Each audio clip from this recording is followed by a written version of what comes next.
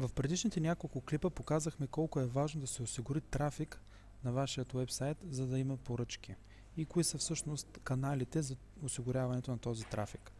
Дали този трафик ще дойде от социалните мрежи, от рекламните канали, които обсъдихме в предишните клипове, или от маркетинг на съдържанието, наречено още като SEO.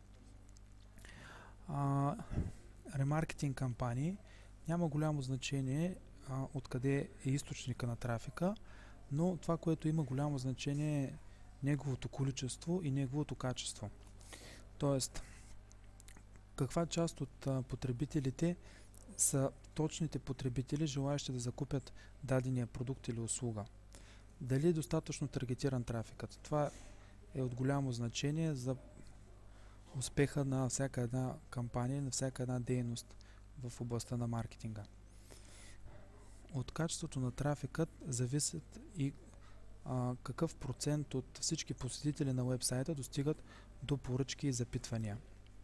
Това е така наречената конверсия на сайта. Ако искаме да вникнем малко по-подробно какво представлява конверсията, това е съотношението между броя реализации спрямо броя посещения на сайта.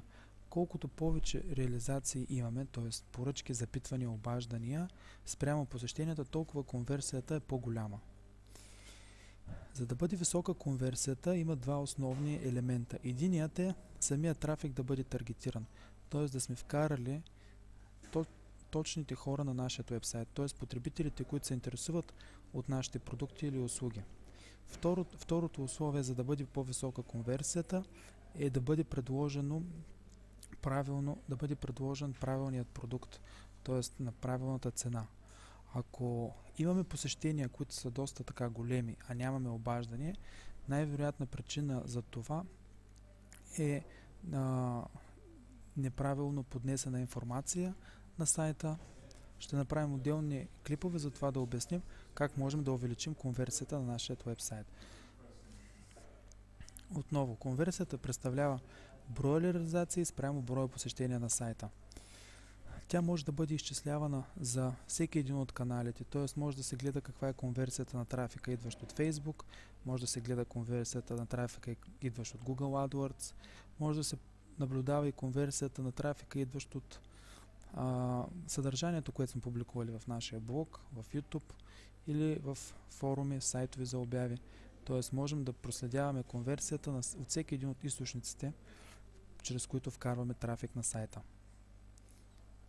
Всеки собственик на сайт трябва да знае какво представлява конверсията, как тя се изчислява и как може тя да бъде подобрена.